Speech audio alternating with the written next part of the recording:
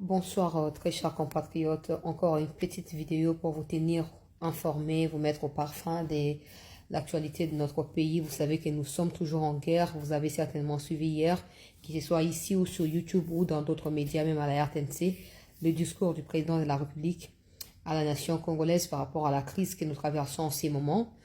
Aujourd'hui même, je peux vous confirmer que des milliers de jeunes Congolais dans le Sud Kivu ont rejoint l'armée en répondant favorablement à l'appel qui a été lancé par le président de la République.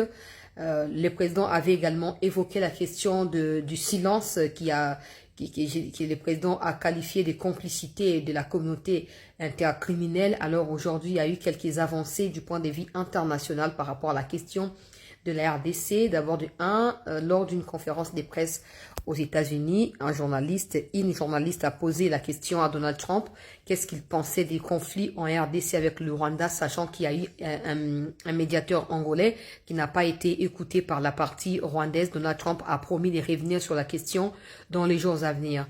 Des deux, l'Angleterre suspend, en tout cas au cours de cette année, jusqu'à nouvel ordre, son aide humanitaire au Rwanda. Les États-Unis également suspendent leur aide humanitaire au Rwanda. Pour l'Angleterre, ça tourne autour des 32 millions de livres sterling, un peu plus de 35 millions d'euros, quelque chose comme ça. Donc le Rwanda qui recevait ce genre de montants chaque année, des pays qui contribuent pour injecter cet argent dans les budgets du Rwanda, ça ne sera plus le cas pour cette nouvelle année 2025.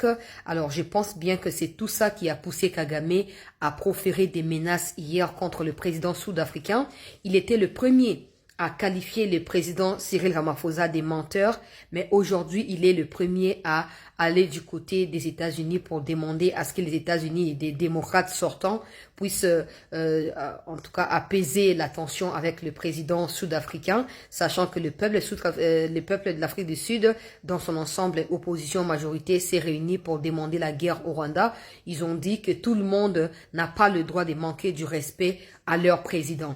Les Sud-Africains peuvent avoir des problèmes en interne, mais quand un autre président, et surtout un président criminel comme Kagame, osent s'attaquer à leur président, ils n'ont pas le temps à perdre. Ils exigent. Faut pas oublier que l'Afrique du Sud fabrique ses propres missiles, ses propres avions, hélicoptères de chasse, ses propres chars et blindés. Donc, si aujourd'hui quelque chose dans ces genres venait à être produite, ça sera certainement la suppression du Rwanda dans la carte de l'Afrique.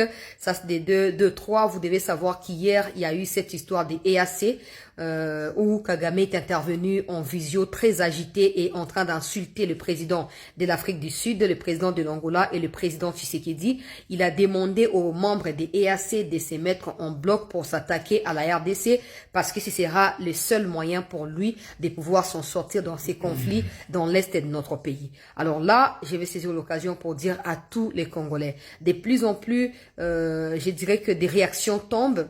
Marine Le Pen, elle aussi, a parlé ce matin et tout ça.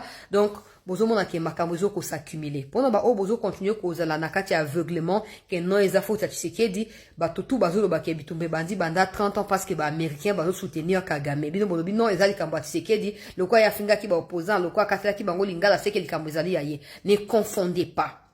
Ne confondez pas. Je disais hier, insécurité dans la Goma, on a beaucoup ma pena Kinshasa à tout moment. Boyo ki nanga nenga lobi.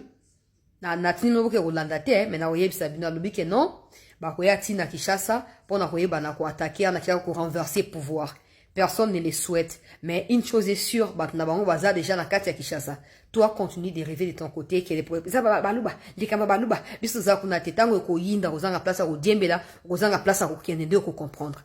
Soit tu commentes positivement pour ton pays, soit tu ne commentes pas. Tu ne verras jamais des Rwandais en ces moments où nous sommes en guerre avec eux venir dans des lives ou faire des vidéos sur TikTok où ils sont en train de critiquer Kagame. Alors que Kagame a soutenu un danger pour votre gouvernement. Kagame lui-même a confirmé dans la réunion de l'EAC hier qu'il y a eu plus de 100 personnes qui ont été na ba bombe na ba tir oyo utaki na ba wazalendo na ba FRDC na Goma. Yemo a confirmé qu'il y a plus de 350 personnes bazali blessées, plus de 100 personnes oyo bazali ya kokufa pona nini pona ba attaque tout ça qui baron. Ils sont aussi des victimes ces peuples là. Ils sont des victimes, il y a Kagame, mais ils n'ont pas le droit de venir s'exprimer.